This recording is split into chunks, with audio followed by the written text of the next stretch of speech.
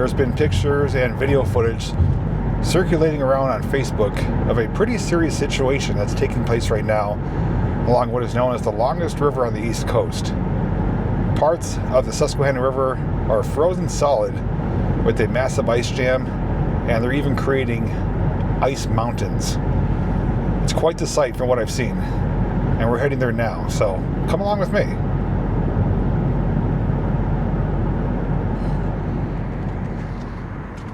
Our first stop is right here along the 8th Street Bridge. We're directly over the Susquehanna River right now. So going in that direction is Wyoming, Pennsylvania. Looking upriver is Pittston. And then over here is Jenkins Township. And we're starting here because, well, just a couple days ago, this was a massive ice formation right here. And there's still remnants that ice is making its way down. There are a few ice chunks and small icebergs floating as we speak. But it appears that the ice has moved south. Now the shoreline, well, it has clear evidence that the ice was built up. The other thing that happened recently too, almost overnight, is the river rose significantly higher to just a few feet short of the flood line or flood level.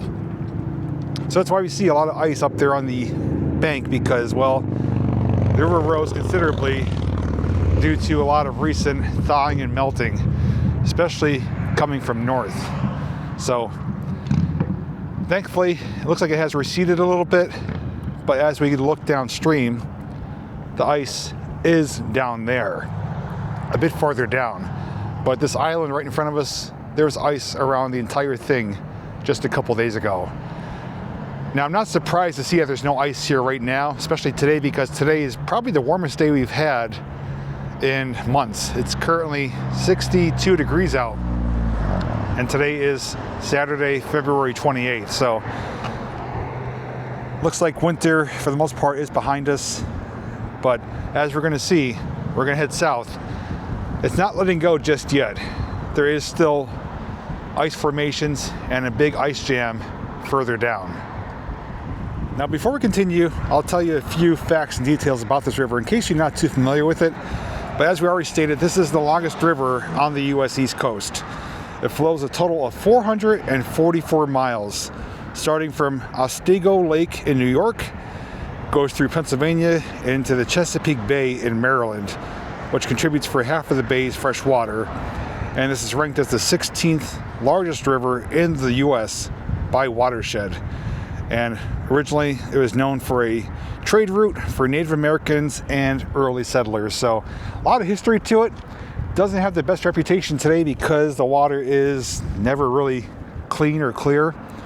And there's a lot of acid mine drainage that spews into this river.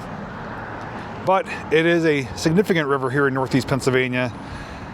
And although it can be beautiful at times, it also could be deadly, because this river has flooded numerous times, even so bad that the fact that these homes over here, well, there used to be a lot more of them.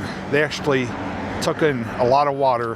And I did a video on some of those homes when they became no longer inhabitable. They were full of mold, and a lot of them have been torn down. So this whole area has been underwater numerous times. It's probably my first time wearing sunglasses too in months. It's actually gorgeous out, just kind of windy.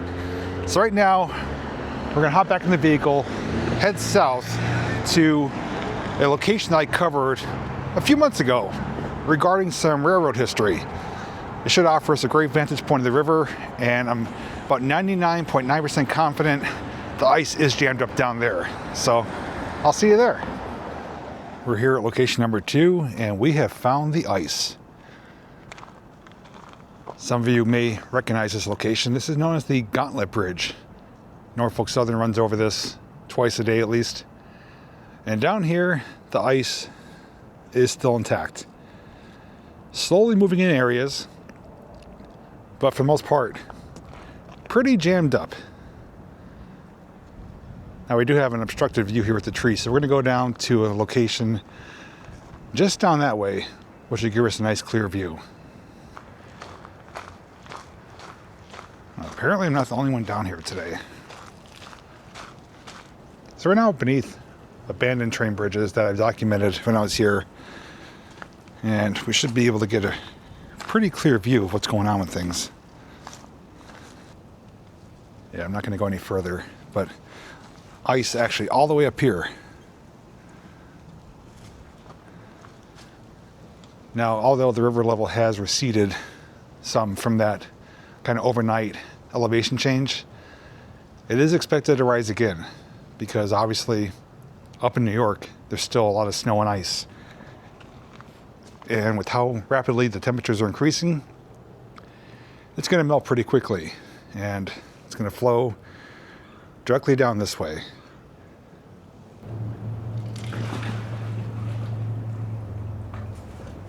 What the heck was that? Either a chunk of ice broke off or something jumped in the water right at the edge of the pier right there. Made a splash in the water. I'm guessing it was ice. Yeah, this was all underwater just a couple days ago.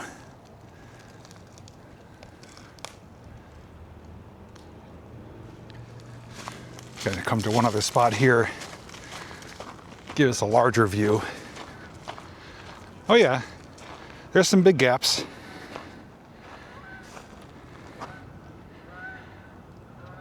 And if you look and just kind of stare in one place, you could actually see this whole sheet right here is moving.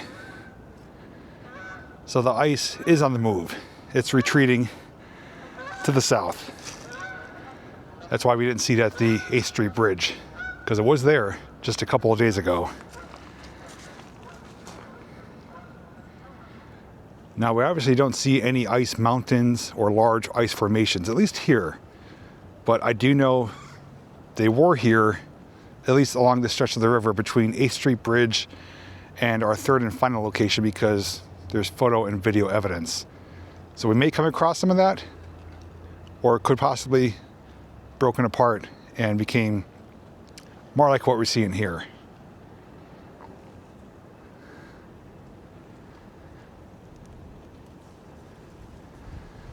It is quite the sight, though.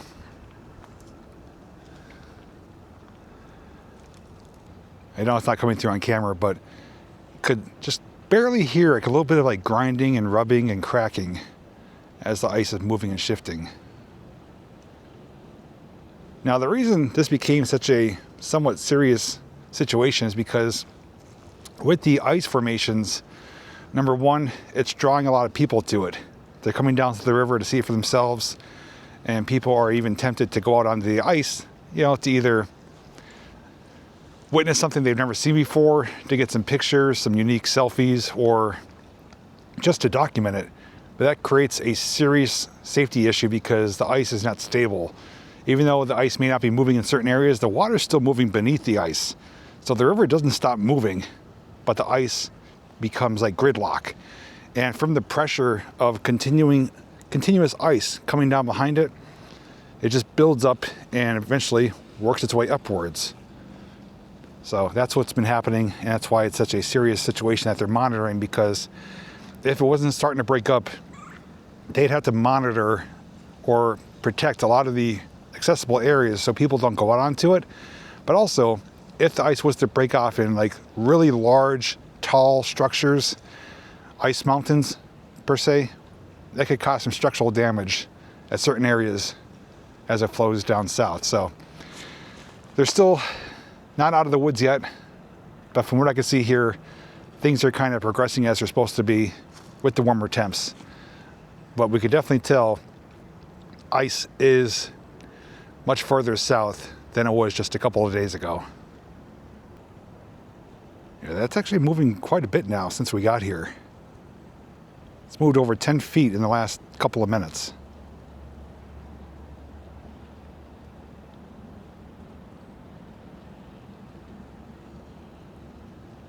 And eventually, this is going to break off and start moving next.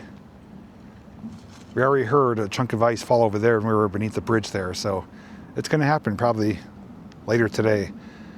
But right now, it almost appears like the bridge supports are creating like a barrier or a dam because the ice is resting up against them and it's not thin enough or loose enough to break off into chunks. So it's all kind of hovering around the bridge supports. That is going to change sooner than later. I actually do want to show you one area just over here that I'm going to be returning to in the warmer months. But right now, it's also pretty much frozen solid, and it feeds into the Susquehanna River. So on my last visit here, we were down there documenting these ruins. And beneath the water here is some old bridge structuring, some beams from that bridge that are now submerged. So I'm gonna be back here in the warmer months. We're gonna explore these waters and see what it's like, because when I was here last time, it was really clear with a greenish hue. But right now, you can see it's kind of blocked up pretty bad.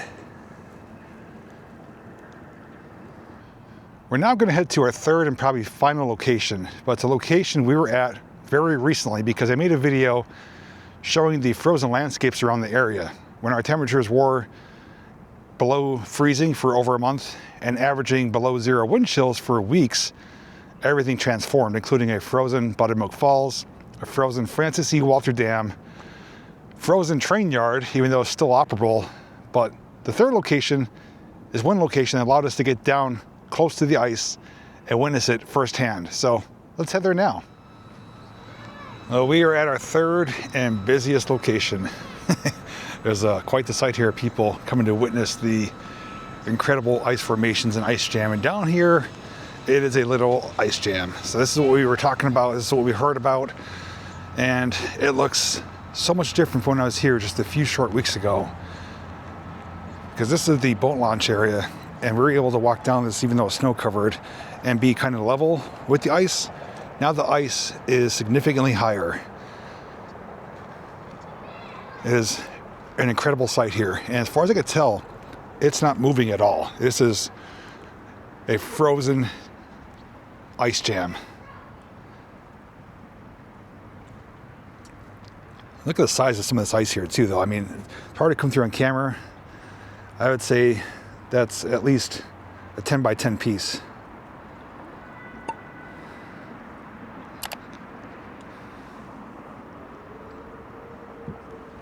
And once again, just hear some creaking, some cracking. No shifting or movement though, but just creaking and cracking. A lot of dripping ice. I should say dripping water from the ice because it is so warm out. But man, this is really transformed. And on the way down to where I parked, there was just people all around, all along the river, taking pictures, taking selfies, because this is not something you see all the time. Absolutely gorgeous day out though. Couldn't ask for better weather to come document this. Now look at even right here.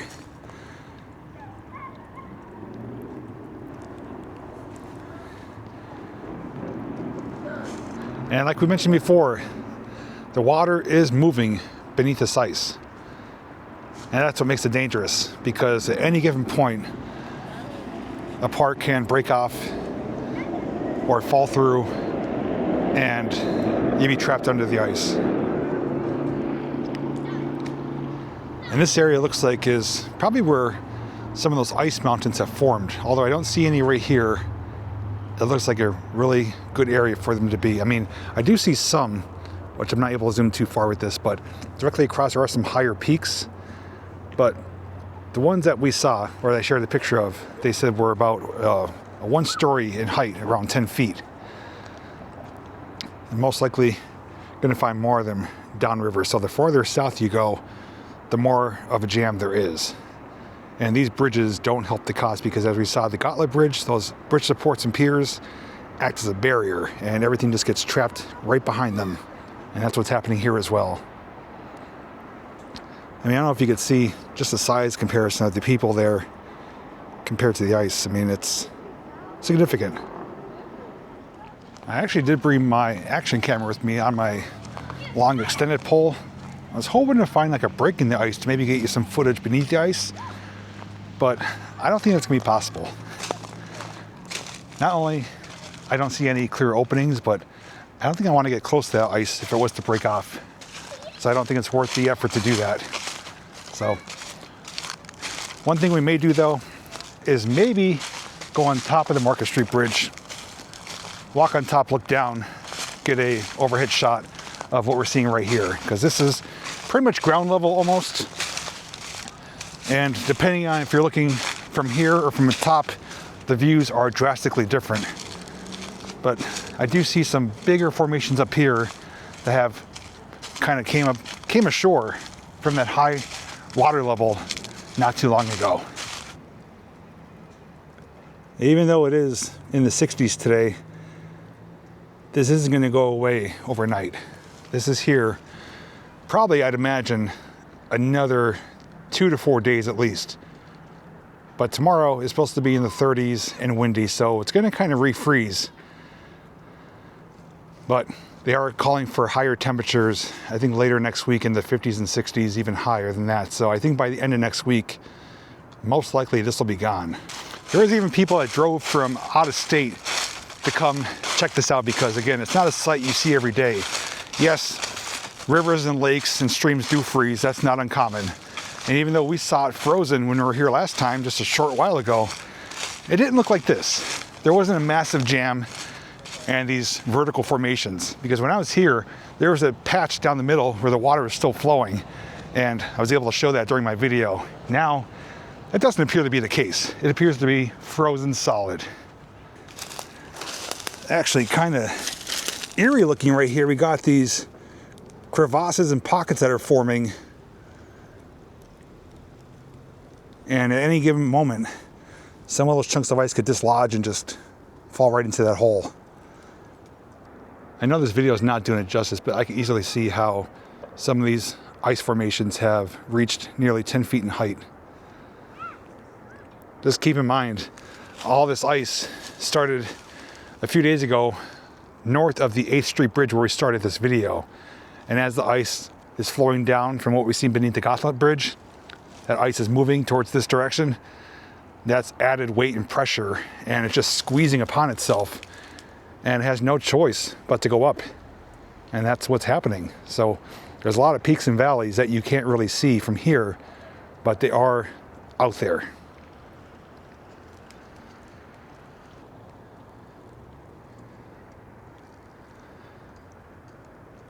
It's a nice view right there.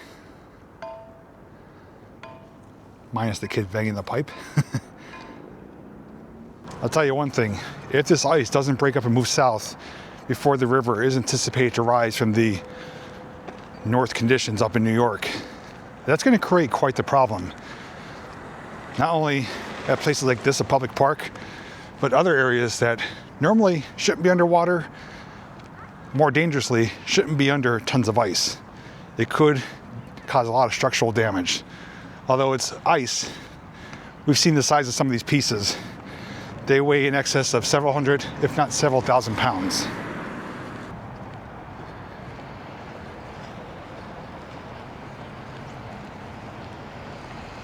Also, last time I was here, this area had about 15 inches of snow on the ground, and we dodged a blizzard.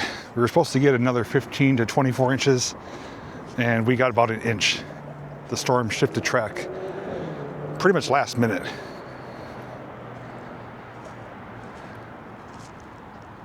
I even see people on the other side over there, the river park, checking it out as well.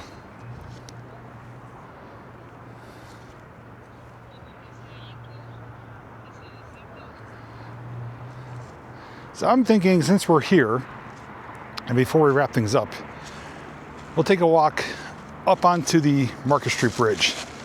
Both sides have walking sidewalks, plenty of room, and we could get some views down on both sides and maybe get a view how it looks downstream. And someone is flying a drone. I thought I heard the buzz in the air. Like I said, this is being documented by a lot of people. You would think, who'd want to come see ice? But apparently I do, and many others as well. Up here on the bridge now, and over here is Kirby Park. Back there is the old Kirby Park Zoo, which I covered with my friend Adam Tereska. And we're standing on top of the Market Street Bridge. This is basically a gateway into downtown Wilkes-Barre. And a couple quick facts I could tell you that this was built between 1926 and 1939 and has a length of just under 1,300 feet. And most notably known for the giant eagle sculptures up on top of those spans up there. So it is a beautiful stone arch bridge, 4 lanes, 2 wide pedestrian paths on the sides, connected between downtown Wilkes-Barre and Kingston, Pennsylvania. But today it's going to be our lookout platform down below onto the Susquehanna. Under the one span of the Eagles, there's a massive echo, but also information plaque says the Market Street Bridge, completed in 1929, is a 12-span, open spandrel, reinforced concrete elliptical arch bridge, which replaced a metal truss bridge at the same site. It survived numerous floods, including those associated with Hurricane Agnes in 1972. And in 1986, the Pennsylvania Department of Transportation restored the bridge to its original character by cleaning and repointing the entire structure, replacing portions of the granite balustrades and reproducing the original cast iron light standards and luminaires. Come to this cutout here, and wow, look at that view. You know, it almost looks like someone drove down there, even though I know they didn't, but you could see a clear line right there, almost like an impression or a depression from something. There's another one over there too. So it almost looks like a channel within the river. That very well could be what it is. Maybe the ice is slowly moving there and created a line where it broke off from the other pieces. If it's not that, I don't know what it is, but that is quite the sight. As far as we can see, it is frozen and jammed up all the way around, heading towards Nanacoke that way. I'll look straight down. There's a break in the ice, and as I mentioned, the water is moving beneath the ice. Such a surreal sight. I do see another big gap of water over there on the other end near the shore. But I don't see it moving at all. I don't hear any rubbing or grinding like we heard near the Gauntlet Bridge.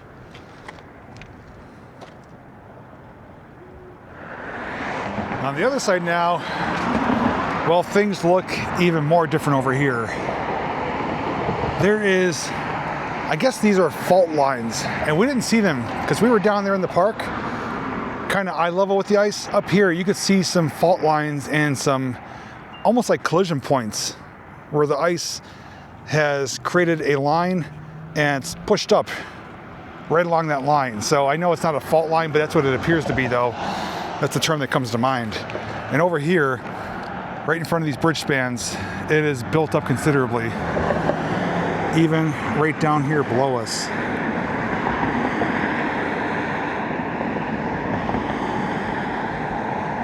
There's a lot of weight and pressure just wanting to move, and it's not moving anywhere. And it's noisy with the traffic, it's breezy up here, but I could hear the water moving underneath because there are a few areas where it is ice-free and the water is freely flowing.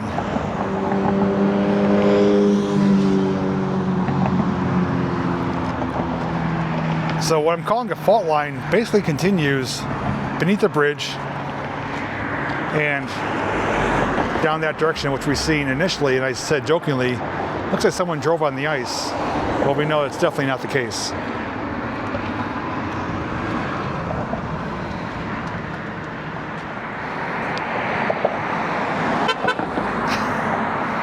So that's the ice jam situation down here in Luzerne County, specifically the Wilkes-Barre-Kingston area. Although the ice has moved south, it's not moved out of the area. It is still here, and even on a 60-some degree day, it's jammed up solid. As I showed you, this is being documented by a lot of people, not only a few days ago, but presently as we're here. Someone's covering it by drone. I saw a lot of photographers with their cameras, even other people doing selfies and other footage. So it is quite the draw here for Luzerne County, specifically the Wilkes-Barre-Kingston area. And although the water is moving in certain areas, the ice is not broken up yet. It won't be broken up for a few more days. And like I mentioned earlier, hopefully it breaks up enough and moves on south before the snow and ice up in New York melts and comes down this way, because if it doesn't, the river's going to go up and out, and it could be catastrophic for a lot of areas. With these ice chunks weighing upwards of a few thousand pounds, they could do a lot of damage. Although the ice has left north by the 8th Street Bridge, it is jammed up pretty solid down here and points south. So time's going to tell what's going to happen, but I wanted to come check it out for myself, share it with all of you, because it's definitely trending right now on social media. And since we were here just a few short weeks ago and looks similar, it is vastly different. No more snow around, but the ice is built up considerably, creating small half to 1 story ice mountains and formations. I'd love to hear your thoughts on the situation. If you have any ice jams where you are, have they already broken up? Are they still lingering? Have they caused any problems? Otherwise, thanks so much for watching, and until next time, I'll see you in the next video.